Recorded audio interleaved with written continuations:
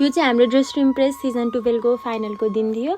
म चाहिँ आफ्नो मेकअप गराएर साथीहरूलाई मेरो मेकअप चित्त बुझेन भनेर सुनाइरहेको थिएँ। उनीहरूले चाहिँ राम्रो छ भनेर सम्झाइरहेको थियो। त्यसपछि हामीले ट्रान्जिसनको लागि भिडियोहरू बनाइरहेको थियो रेडी हुनुभन्दा अगाडि।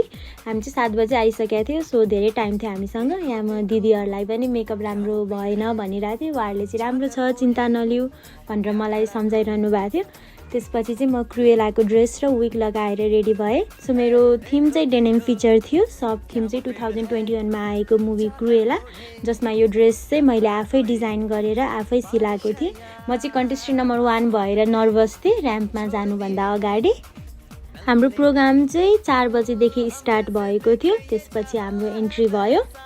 यो चाहिँ म हो कन्टेस्टेन्ट नम्बर 1 डेनिम फिचरको। आफ्नो टर्न सकेपछि चाहिँ हामी बाहिर आएर फोटो भिडियोजहरू खिच्यो, साथीहरूसँग मेमोरिज बनायो।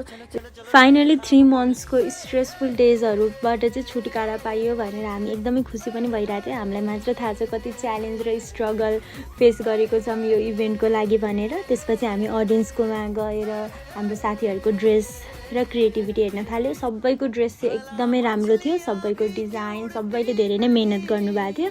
सो हाम्रो इभेन्ट चाहिँ त्यसपछि सक्यो। Thank you.